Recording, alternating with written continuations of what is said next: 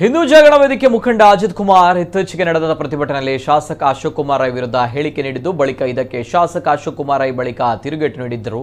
ಇದೀಗ ಶಾಸಕರ ಹೇಳಿಕೆಗೆ ಮಾಜಿ ಶಾಸಕ ಸಂಜೀವ ಮಠಂದೂರು ಕೌಂಟರ್ ನೀಡಿದ್ದಾರೆ. ಅಜಿತ್ ಮಡಿಕೇರಿಯನ್ನ ಪುತ್ತೂರಿನಲ್ಲಿ 1 ಗಂಟೆ ಮೆರವಣಿಗೆ ಮಾಡ್ತೇವೆ, ಪುತ್ತೂರು ಶಾಸಕರಿಗೆ ತಾಕತ್ತಿದ್ರೆ ಬಂದು ತಡೆಯಲಿ. ಬಿಜೆಪಿ ಕಾರ್ಯಕರ್ತರು ಬಳೆ ಹಾಕಿಕೊಂಡು ರಾಜಕೀಯ ಮಾಡಿದವರಲ್ಲ. ಬಿಜೆಪಿ ಕಾರ್ಯಕರ್ತರು ಸ್ವಾಭಿಮಾನಿಗಳು, ಹಣ ಆಮಿಷಗಳಿಗೆ ಮರಳಾಗುವವರು ಬಿಜೆಪಿಗರಲ್ಲ. ಇಂದು ಯಾವುದಾದರೂ ಕೆಲಸಕ್ಕೆ ಶಾಸಕರ ಬಳಿ ಹೋದಲ್ಲಿ ಅವರಿಗೆ ಕಾಂಗ್ರೆಸ್ ಚಾಲು ಧ್ವಜ ನೀಡಲಾಗ್ತಾ ಇದೆ. ಸರ್ಕಾರಿ ಕೆಲಸ ಮಾಡಿಸಲು ಮನವಿ ನೀಡಲು ಹೋದಲ್ಲೂ ಇದೇ ಪರಿಸ್ಥಿತಿ ಎದುರಾಗಿದೆ. ಪುತ್ತೂರು ಶಾಸಕರು ಎಲ್ಲಾ ಕಡೆಗಳಲ್ಲೂ ಇದನ್ನೇ ಮಾಡ್ತಾ ಇದ್ದಾರೆ ಎಂದು ತಿರುಗೇಟು ನೀಡಿದ್ದಾರೆ. ಭಾರತೀಯ ಜನತಾ ಪಾರ್ಟಿ ಜನಪರ ಹೋರಾಟದ ಮುಖಾಂತರ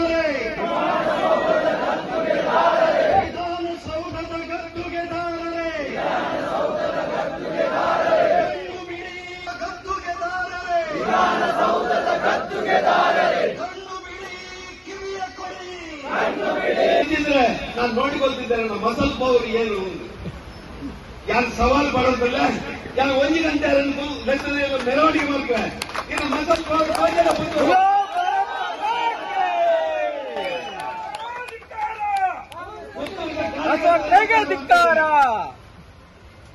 ಪುತ್ತೂರದ ಬಿಜೆಪಿ ಕಾರ್ಯಕರ್ತರು ಕಾಳಜಿ ಬೀಳ್ತು ರಾಜ್ಯಕ್ಕೆ ಮಂತ್ರಿಗಳು, ಪುತ್ತೂರದ ಕಾರ್ಯಕರ್ತರು ಸ್ವಾಭಿಮಾನಿಗಳು, ದೇವದುರ್ಲಭ ಕಾರ್ಯಕರ್ತರು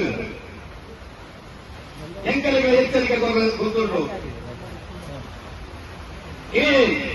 ಈ ಒಂದು ಬೆದರಿಕೆಯ ಮುಖಾಂತರ, ಆಮಿಷದ ಮುಖಾಂತರ ಈ ಬಿಜೆಪಿಯ ಕಾರ್ಯಕರ್ತರು ಬೊಗ್ಗವರ ಇದರ ಪಾರ್ಟಿಗೆ ಹೋಗ್ಬರ ಸಾಧ್ಯ ಇದ್ದೀವಿ.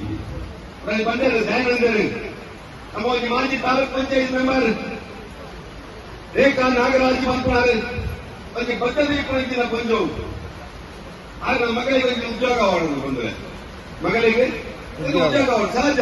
ಸಂಜೀವ ಮಠದೀಪನಾಗ ಕಾಂಗ್ರೆಸ್ ಭಾರಿ ಜನ ಹೆಣ್ಣಾಡಿಗೆ ಬರ್ತೇವೆ. ಯಾರ ಈಗ ಪೇಪರ್ ಅಂತ ಬರ್ತಿದ್ದೆ,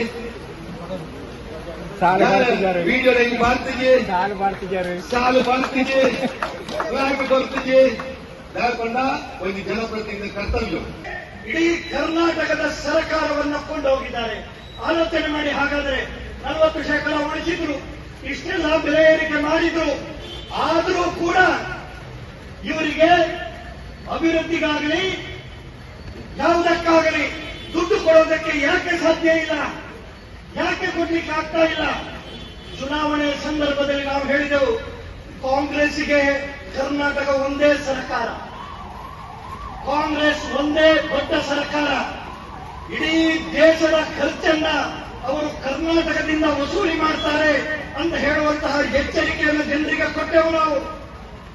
ಈಗ ಮೊನ್ನೆ ಪ್ರತಿ ಬಾರಿಯೂ ಎಲ್ರಿಗೂ ಗೊತ್ತಿದೆ ಸುರ್ಜೇವಾಲಾ ಬರೋದು ಯಾಕೆ ಅಂತ ಹೇಳಿ ಕೇಳಿದ್ರೆ, ಯಾವುದೇ ಚುನಾವಣೆ ಬರುವುದರ ಮೊದಲು ಸುರ್ಜೇವಾಲಾ ಬ್ಯಾಗ್ ಹಿಡ್ಕೊಂಡು ಬರ್ತಾರೆ ಕರ್ನಾಟಕಕ್ಕೆ.